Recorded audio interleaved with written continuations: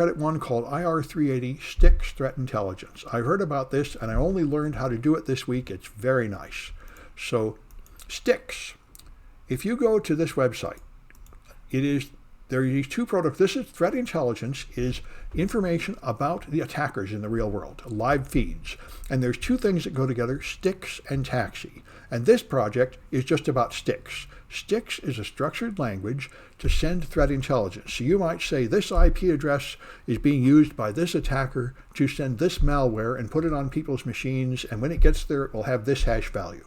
So if you have information that you have discovered because you're an antivirus company or somebody that did research, and you would like to tell the world, you put it in a threat intelligence feed, and when they get it in STIX format. And this is a machine-readable format, so you can read it directly into your firewall or IDS or whatever you're using. So that's structured threat information expression. All right, and so we're going to play with that, and Taxi is the transport protocol used to distribute it, and that'll be the later projects. Tonight's project is just STIX itself. So you don't need anything but a browser to do this because they've made online tools to do it all. So here is an example of a STIX message.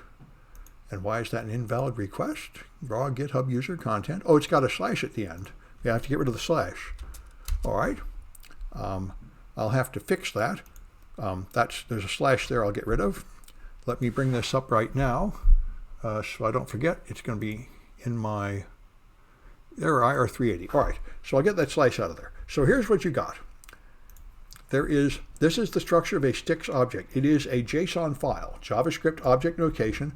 So that means it's an object enclosed in these curly braces, and then there are sub-objects. So here's some parameters, and then there are some objects here, denoted by curly braces, and here's the objects. The first thing the objects have is a type. So let's look just at the types first. First, there's an indicator. Then there is a malware object. Then there is a relationship object, and that's it. This STIX thing has only 3 objects. So the indicator is, you have dates when it was created. This is a malicious site hosting downloader, and it is a URL. So this URL was downloading malicious files, and that's what this indicator is. All right. Then there is, this is describing the site that's hosting the downloader. This is the malware that you could get if you go there, which is a backdoor with that name. And the backdoor is a remote access Trojan. And here it tells you what part of the kill chain it passes. There are a few things before the attack matrix that we talked about. There were earlier things like the Lockheed Martin kill chain and the Mandiant kill chain, and they just break attacks into common stages. So in the Mandiant attack lifecycle model, this is the established foothold portion of it, where you install malware on something and now you have remote control of that box. So that's the malware object. And this is the relationship object that just says that indicator is connected to that malware. So that's the kind of information you get in a STIX file, and you can visualize it here. If you go here, you can put in a file in any of a variety of ways, but we can just put it in with a URL that contains the STIX file. So if I put that in here and fetch, it will give me a graphic representation of it with color-coded symbols, indicators and malware. So the indicator here is the malicious site hosting the downloader. And if you view here, it just presents the information in a much friendlier way. So the organized threat actor group operates to create profit from all types of crime. And this is the value. That's the URL that would download this file. And here's the back. You click on this, it will tell you about the malware, telling you its name and a summary of what it does and what kill chain phase it uses. And so it shows you here that they are connected. So this downloader indicates this indicator. All right, so that's an easy one. And now let's go for another one, which is this one, the threat actor type. We'll go back to STIX Visualizer and put in that other URL. Right, this one has got 4 objects. Adversary Bravo uses a poison ivy variant, and here's their identity, which is different than their threat actor object, and here's the phishing that they do. So the adversary is here, Adversary Bravo, and they are a spy and a criminal. But their identity is just Adversary Bravo, not connecting them to attacks necessarily, because identity might be different than the attacker, as we're going to see in the next example. And here's information about the malware they use, Poison Ivy. And here's information about the activity it performs, phishing, and it even points you to a URL which will tell you more information about phishing if you don't understand phishing. A lot of us do now, but this dates from years ago when more people wouldn't know what it was. So anyway, there's a flag defined in there. And the last one is the real fun. This is APT1, apt1.json. So you go to the visualizer and put in this,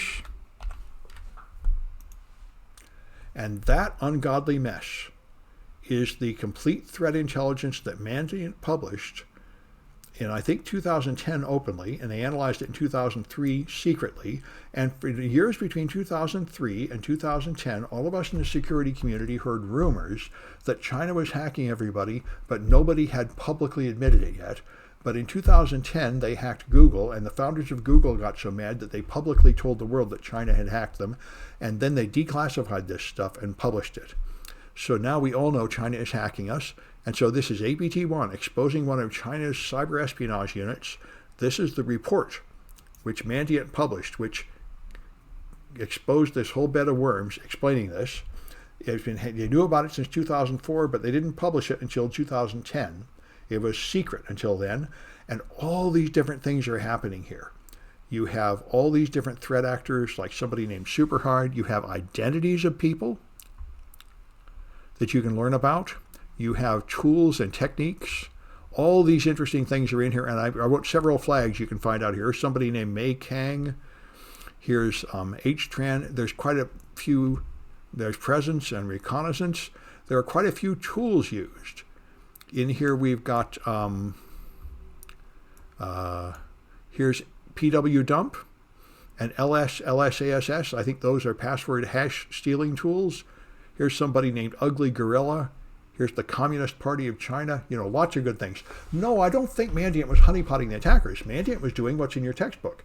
Mandiant invented the field of instant response, essentially, and what was happening is, between 2004 and 2010, they were being hired by the military and by huge corporations to come in and analyze their attacks. I'm not sure directly by the military, but probably.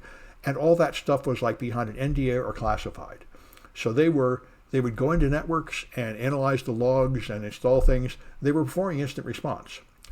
And perhaps they were also doing what a lot of people do now. A lot of managed threat intel people, now managed service providers will now put an agent on your machine and remote control your security.